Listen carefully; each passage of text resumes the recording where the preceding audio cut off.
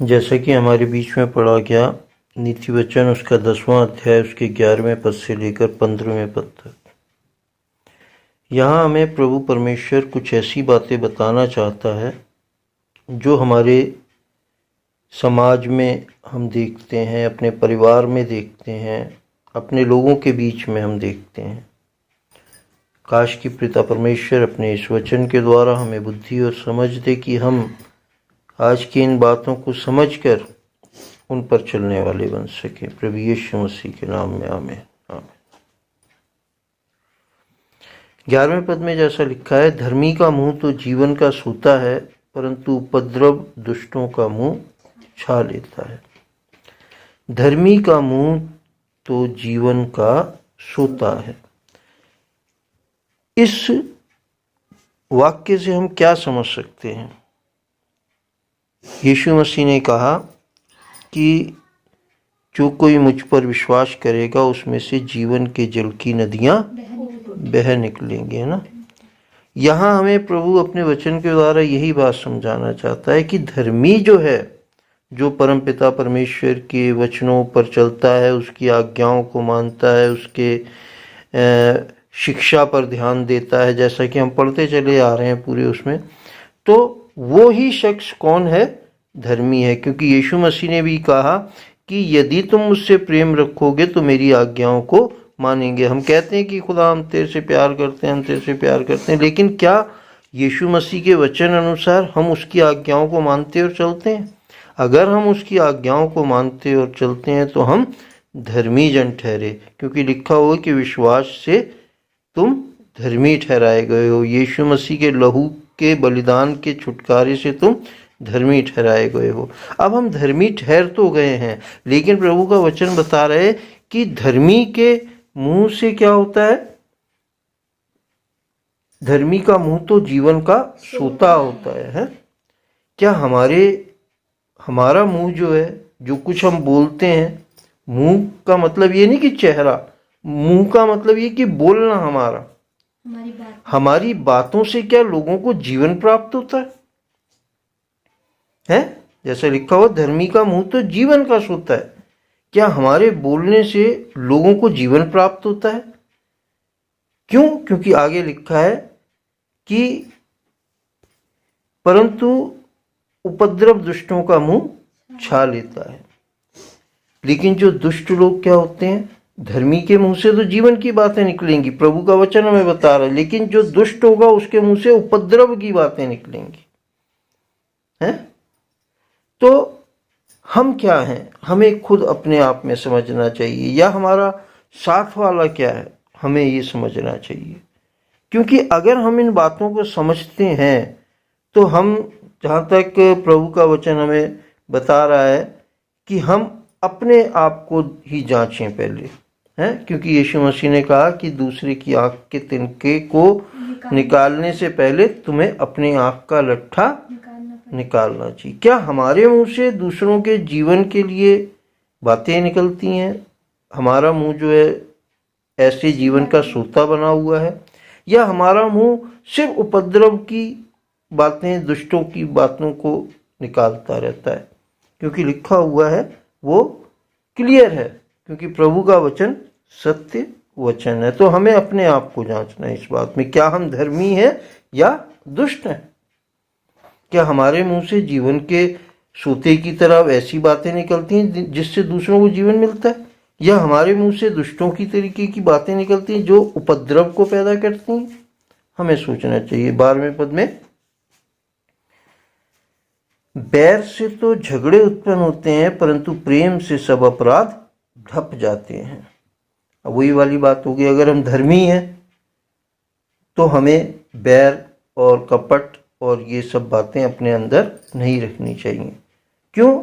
क्योंकि बैर रखने से तो क्या है, झगड़े उत्पन्न होते हैं, परंतु प्रेम से सब अपराध ढप जाते हैं। अगर हम धर्मी हैं और यीशु मसीह के वचन अनुसार चल रहे हैं तो प्रभु का वचन कहता है कि तेरा भाई भी अगर दिन में 7 बार तेरे पास आके क्षमा मांगे और तेरा अपराध करे और तू उसे क्षमा करना, तो प्रेम से क्या है कि अपराधों को ढांक दिया जाता है ना। तो अगर हमारे अंदर हम धर्मी हैं, हमारे अंदर प्रेम है, तो हम दूसरों के अपराधों को ढांक सकते हैं। क्षमा ही नहीं कर सकते वरन ढांक सकते हैं। क्यों? क्योंकि हम यीशु मसीह की जगह ही इस संसार में ठहराए गए हैं। जैसा लिखा हुआ है कि जैसे वो जगत में था वैसे ही हम भी जगत में हैं। आज हमारे जीवनों से भी पिता परमेश्वर चाहता है कि हम यीशु मसीह की सी चाल चलें। आज पिता परमेश्वर हमसे भी यही चाहता है कि हम उसकी तरह अपने क्रूस को उठाकर चलें। यीशु मसीह ने कहा ना कि अपना क्रूस उठा लो। जो कोई मेरे पीछे आना चाहे वो अपना क्रूस उठा ले। और क्रूस का मतलब है दुख, तकलीफें। यीशु मसीह ने क्रूस उठाया और क्रूस पर क्या कहा? हे पिता, ये नहीं जानते कि क्या करते हैं, तू इन्हें क्षमा कर। तो हो सकता है कि हमें दूसरे को क्षमा करने में अपने आप को काफी ठेस लगेगी। हमें दूसरे के अपराध ढांपने में अपने आप में काफी जख्म उठाने पड़ेंगे, निंदाओं का सामना करना है ना? तो हमें इन बातों को स्वयं अपने विषय में सोचना चाहिए, क्योंकि आज प्रभु का वचन हमें यही समझाना चाहता है। 13वें पद में, समझ वालों के वचनों में बुद्धि पाई जाती है, परंतु निर्बुद्धि की पीठ के लिए कोड़ा है। समझ वालों के वचनों में बुद्धि पाई जाती है। क्यों? क्योंकि उनके दिल में क्या होता है? खुदा बाप का भय होता है, तभी बुद्धि पाई जाती है। क्योंकि हम पढ़ चुके हैं कि यहोवा का भय मानना ही बुद्धि का प्रारंभ है। अगर हमारे दिल में सचमुच में परमपिता परमेश्वर का भय है तो हमारे अंदर बुद्धि पाई जाती है। क्योंकि अगर हम निर्बुद्धि हैं तो हमारे पीठ के लिए कोड़ा ही ठहराया गया है ना? जैसा कि प्रभु का वचन कहता है कि प्रभु की ताड़ना को दुख को तुम ताड़ना समझकर सह लो। तो वो पिता जान के हमसे व्यवहार करता है, और वो हमें क्या चाहता है कि हम जगत के मूर्खों को, बुद्धिमानों को लज्जित करवाना चाहता है। इसलिए वो हमारी ताड़ना भी करता है।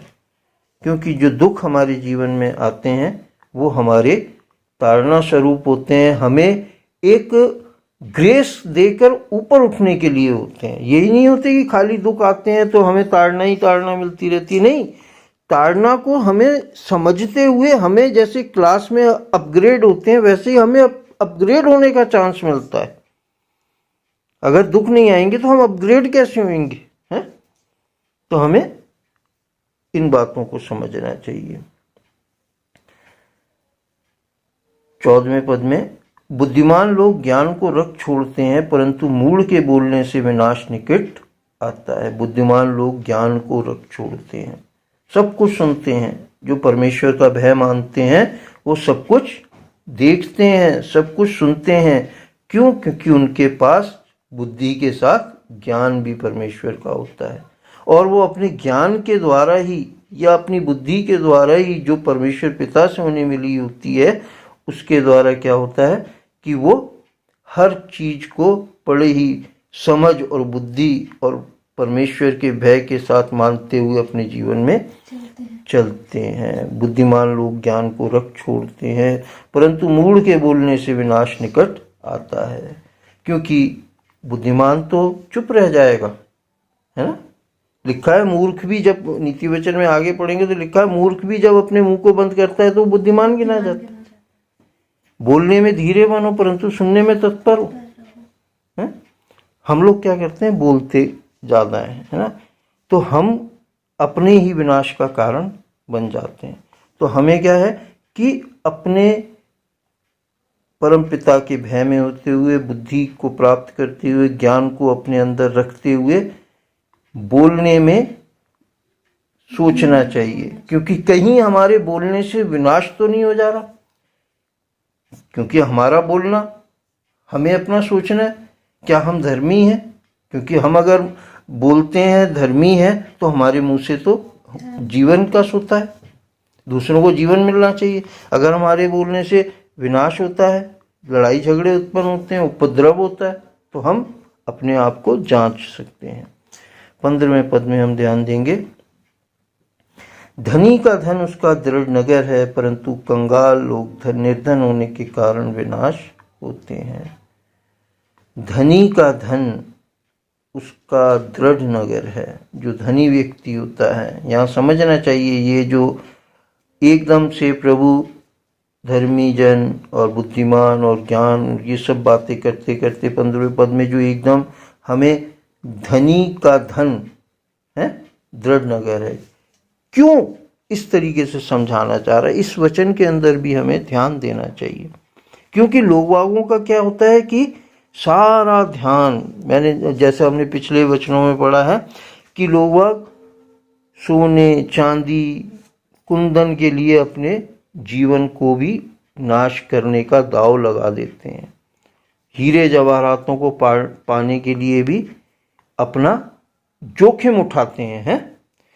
लेकिन हमारे पास जो धन है वो क्या है? धन जीवन का सोता है हमारा मुंह है। हमारे जीवन से लोगों के जिंदगियां बचती हैं, हमारे बोलने से लोगों को जिंदगियां मिलती हैं। तो जिस प्रकार एक धनी इंसान का दृढ़ गढ़ क्या होता है? उसका धन होता है। तो हमारा दृढ़ गढ़ क्या है? क्योंकि धन तो नाश होने वाला है। अगर हम धनी हैं तो हमारा धन तो खत्म हो जाएगा, एक दिन यही सब कुछ छोड़ के जाना पड़ेगा। लेकिन अगर हमारे अंदर जैसा लिखा हुआ है कि यीशु मसीह एक बहुत बड़ा धन है, कुरिन्थियों में लिखा है ना, यीशु मसीह एक बहुत बड़ा धन है। अगर हम मसीह के हैं तो हमारे पास भी बहुत बड़ा धन है, और हमारा दृढ़ गढ़ कौन होना है? यीशु मसीह होना चाहिए, है ना। धनी का धन जो है उसका दृढ़ नगर है, और हमारा भी धन जो क्या है वो हमारा दृढ़ नगर है। लेकिन हमारा धन ये नाश होने वाला धन नहीं, वरन हमारा धन यीशु मसीह है, जो हमारे लिए क्या कहता है कि जगत के अंत तक मैं तुम्हारे साथ सदैव रहूंगा, मैं तुम्हें कभी नहीं छोड़ूंगा, मैं तुम्हें कभी नहीं त्यागूंगा। तो हमें अपने धन, अपने प्रभु यीशु मसीह पर ध्यान रखना चाहिए, जिस तरीके से एक धनी अपने धन पर ध्यान रखता है कि कहीं कम ना हो जाए। क्योंकि कंगाल लोग तो क्या होता है, निर्धन होने के कारण नाश होते हैं। अगर हमारे पास भी यीशु मसीह का धन नहीं है या यीशु मसीह नहीं है तो हमें भी नाश हो जाना पड़ेगा। जैसे कंगाल लोगों को हम क्या देखते हैं कि बेचारे बुरी हालत में होते हुए, संसार में दुख झेलते हुए नाश हो जाते हैं। अगर हम धर्मी हैं और अगर हमारे पास मसीह रूपी धन है तो वो हमारा दृढ़ गढ़ है, और अगर हमारे पास मसीह रूपी धन नहीं है तो हमारा भी विनाश उस इंसान की तरह हो जाएगा जो इस संसार में कंगाल है, क्योंकि उसकी निर्धनता ही उसका विनाश का कारण होती है। तो हमें अपने प्रभु के वचन पर ध्यान देते हुए आज सोचना है कि हम धर्मी हैं या दुष्ट हैं, हम धनी हैं या कंगाल हैं, निर्धन हैं। तो परमेश्वर पिता के वचन के पढ़े और सुने जाने पर बहुतायत से आशीष हो, प्रभु यीशु मसीह के नाम में आमीन, आमीन, आमीन।